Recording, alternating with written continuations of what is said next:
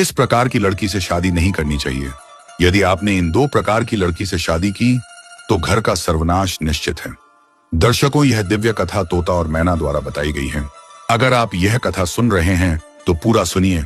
इस कथा को आधा अधूरा छोड़कर जाने की गलती मत करिएगा, क्योंकि इस पवित्र कथा को पूरा सुनने से मन चाहे फल की प्राप्ति होगी और आपको बहुत ही बड़ा ज्ञान मिलेगा। इसलिए इस कथा को लास्ट तक जरूर सुनें। जंगल के बीचों बीच एक पुराना बरगद का पेड़ था। उस पर 2 पुराने प्रेमी रहते थे। तोता और मैना लोग कहते थे। ये दोनों पक्षी नहीं बल्कि एक समय राजा और रानी थे, जिन्हें उनके कर्मों की सजा मिली थी। एक दिन तोते ने मैना से पूछा, सुनो मैना, अगर किसी इंसान को शादी करनी हो तो उसे कैसी लड़की से शादी नहीं करनी चाहिए? मैना मुस्कुराई। यह सवाल जितना सीधा लगता है उतना खतरनाक है। तोते बहुत से राजा, व्यापारी और साधु तक अपने जीवन की गलती इसी सवाल का जवाब न जानकर कर चुके हैं। तोते ने कहा, तो फिर बताओ ना, कौन सी लड़की सबसे खतरनाक होती है? मैना ने अपनी आंखें बंद की। वह बोली, मैं तुझे एक कहानी सुनाती हूं उस राजा की, जिसने केवल एक खूबसूरत चेहरा देखकर शादी की और जिसने अपनी पूरी राजगद्दी, अपना परिवार, यहां तक कि अपनी जान तक गंवा दी। तोता हैरान था। क्या इतनी भयानक औरत भी होती है? मैना ने सिर झुका दिया। हाँ तोते, हर लड़की रानी बनने के लायक नहीं होती। कुछ औरतें तो बस ताज पहनकर दूसरों को मिटाने आती हैं। बहुत समय पहले कनकपुर नाम का एक राज्य था। वहां के राजा विक्रम सिंह अपनी न्यायप्रियता और उदारता के लिए प्रसिद्ध थे। उनकी एक ही कमी थी, वह स्त्रियों पर बहुत जल्दी भरोसा कर लेते थे। राजा की रानी का निधन प्रसव के समय हो गया। इसके बाद उन्होंने पूरे राज्य का भार अपने मंत्री और मां पर छोड़ दिया। लेकिन राज्य की रानियों की अनुपस्थिति दरबार में चर्चा का विषय बन गई। एक दिन पास के राज्य से खबर आई कि वहां की एक कन्या तिलकवती अपने सौंदर्य और चतुराई के लिए जानी जाती है। कहा जाता था कि उसकी मुस्कान से फूल खिल जाते हैं और उसके शब्दों में जादू है। राजा ने उसे देखा और बिना देर किए विवाह का प्रस्ताव भेज दिया। दरबार में सबने कहा, महाराज, आपने उसका कुल संस्कार और स्वभाव तो देखा नहीं। लेकिन राजा ने हंसते हुए कहा, जो आंखें इतनी सच्ची हैं उनमें छल कहां हो सकता है। शादी धूमधाम से हुई। रानी तिलकवती का स्वागत पूरे राज्य ने किया। परंतु शादी के तीसरे दिन ही राजमहल में कुछ अजीब होने लगा। नौकरों की तबीयत बिगड़ने लगी, कोठारों में अनाज सड़ने लगा और राजा रात में डरावने सपने देखने लगे। एक रात राजा ने देखा रानी आधी रात को महल के पीछे किसी अंधेरी गुफा में जा रही है। वह चुपचाप पीछे पीछे गया। वहां उसने देखा कि रानी के चारों ओर 7 और औरतें खड़ी थीं जो काले वस्त्र पहने थीं। रानी के हाथ में एक कटोरा था जिसमें खून जैसी लाल द्रव्य भरा था। वह बोली, हे मां काली, मुझे इस राज्य की रानी नहीं, संपूर्ण पृथ्वी की साम्राज्य बना दो। राजा यह देखकर कांप उठा। सुबह उसने मंत्री को बुलाया और कहा, मंत्री, अगर आप अनुमति दें तो मैं आज रात उसका पीछा करूंगा। रात हुई, रानी फिर महल के पीछे गई, लेकिन इस बार उसने देखा एक छाया उसका पीछा कर रही है। उसने पलटकर कहा, जो भी है सामने आ जा। अचानक मंत्री सामने आ गया। रानी मुस्कुराई। तुम्हें जानना है ना कि मैं कौन हूं? तो देखो। उसने अपने गले का हार उतारा।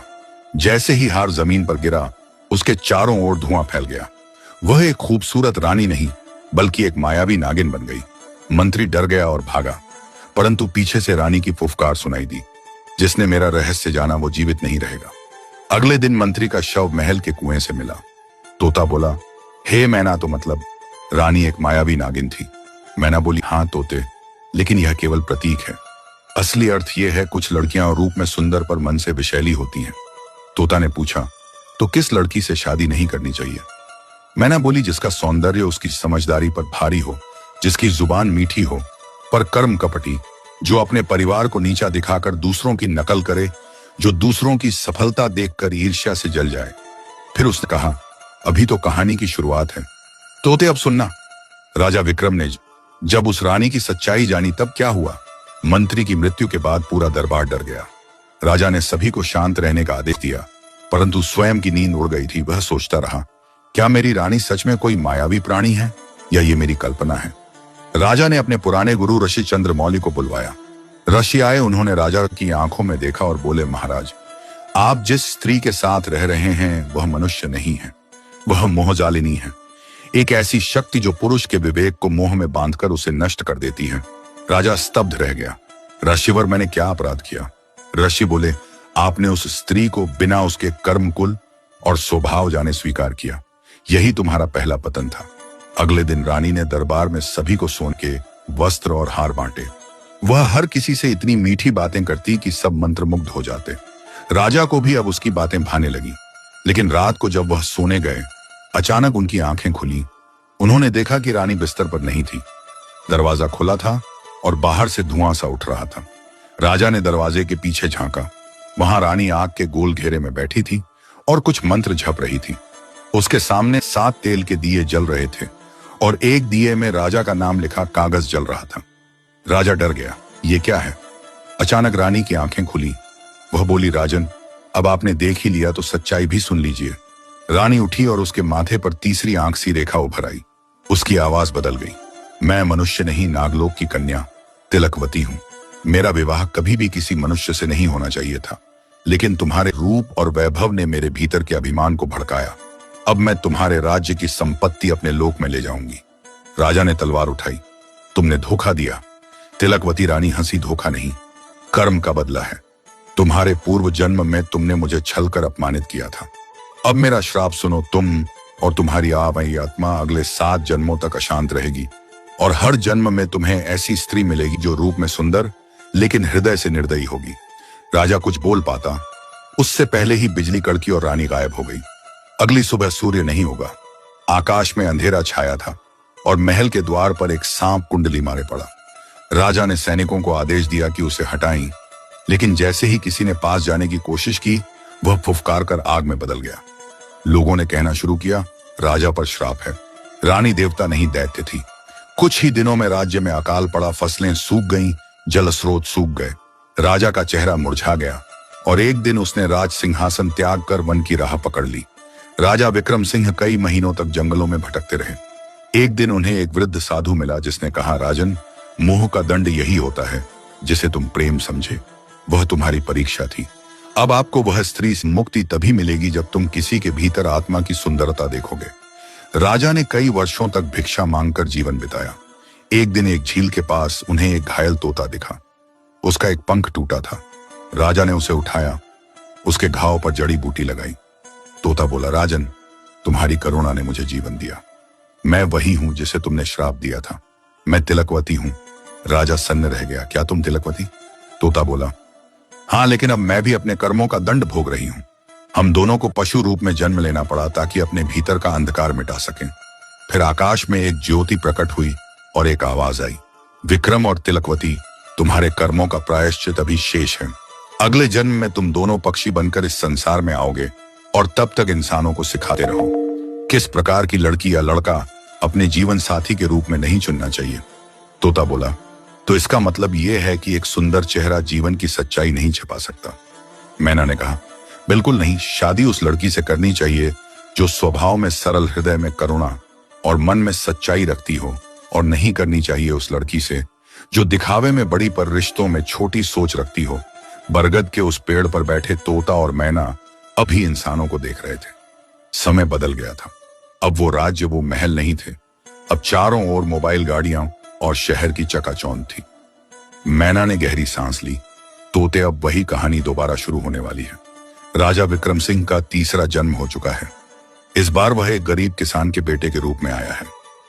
तोते ने उत्सुक होकर पूछा, क्या इस बार भी वही गलती करेगा? मैना बोली, पता नहीं, लेकिन इंसान चाहे राजा हो या किसान, उसकी अंधी चाहत उसे हर जन्म में गिरा देती है। सोनपुर गांव का एक साधारण युवक था, अर्जुन।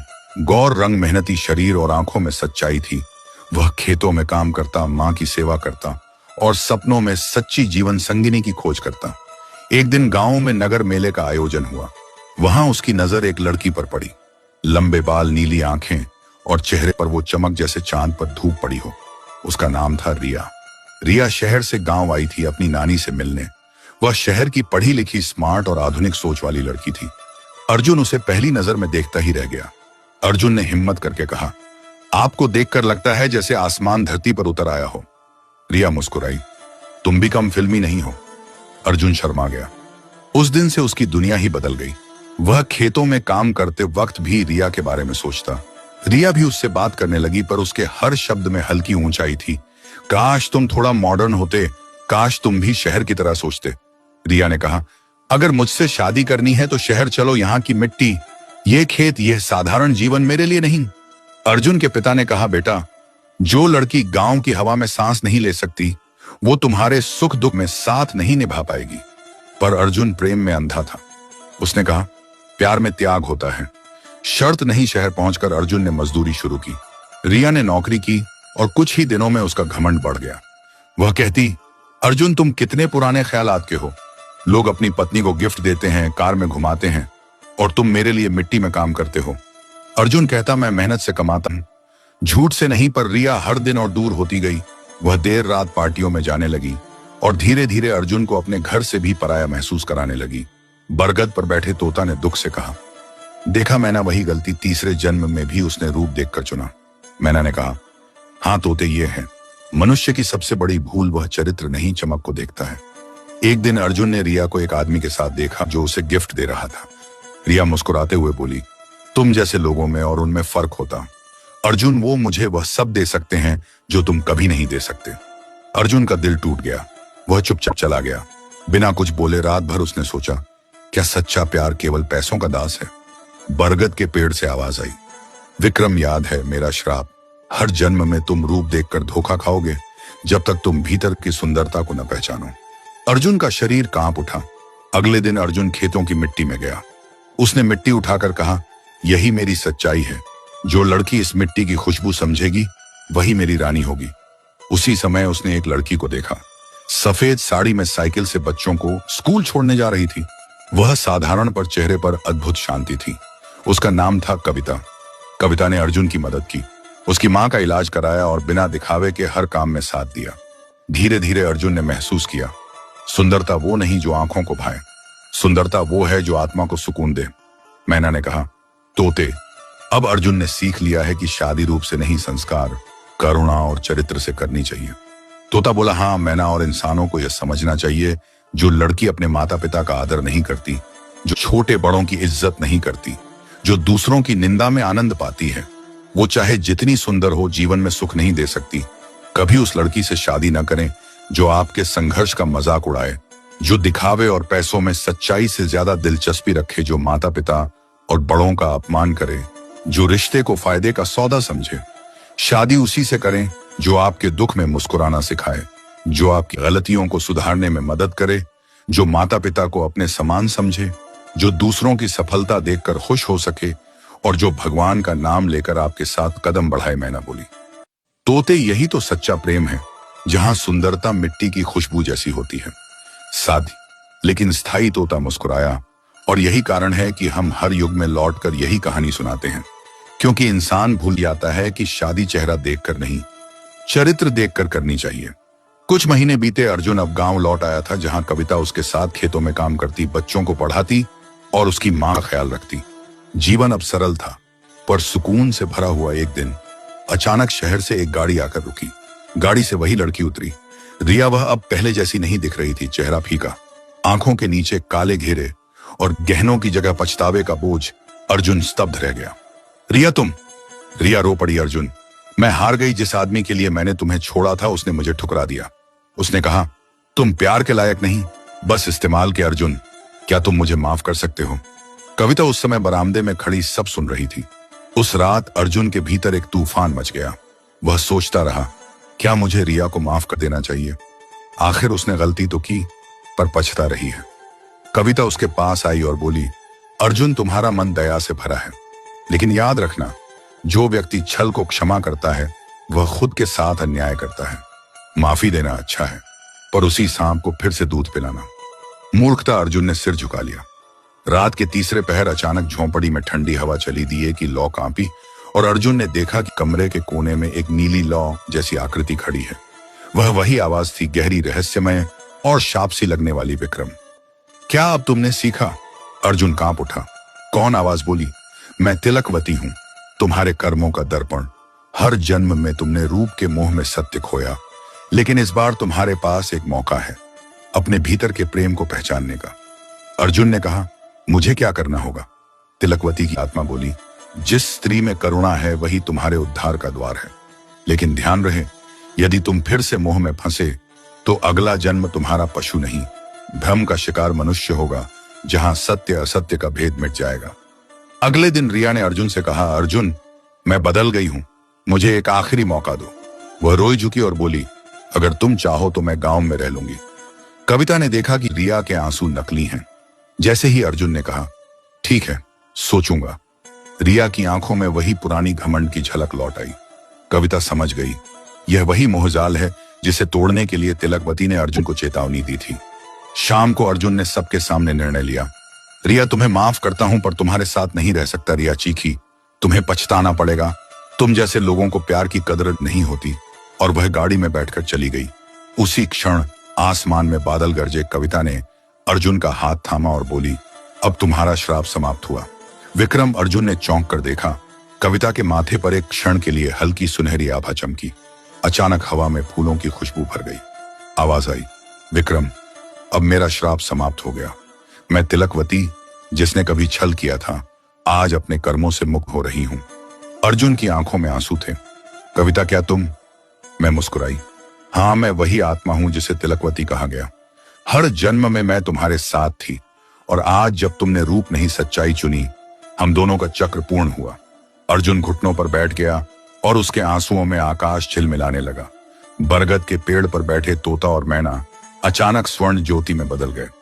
आवाज गूंजी, अब से हम पक्षी नहीं बल्कि उन सबके अंतरात्मा बनेंगे जो शादी करने से पहले सोचेंगे। क्या वो रूप चुन रहे हैं या गुण? पेड़ पर एक नया घोंसला बना, जहां से हर भोर एक मधुर आवाज आती, जिसके दिल में करुणा है वही जीवन संगिनी के योग्य है। रात का समय था। शहर के आसमान में दो तारें चमक रही थीं, एक लाल, एक सुनहरी। लोग कहते हैं वो तोता और मैना है, जो अब भी आसमान से देखते हैं कि कोई रूप देखकर जीवन का निर्णय न कर बैठे। उनकी धीमी सी आवाज अब भी गूंजती है। सुंदरता आंखों में नहीं, वह आत्मा में होती है, और वही आत्मा विवाह का सच्चा बंधन है। तो दोस्तों, कैसा लगा आपको आज का ये वीडियो? कमेंट करके जरूर बताएं और हमारे पेज को फॉलो करें। जय श्री राधे कृष्णा। धन्यवाद।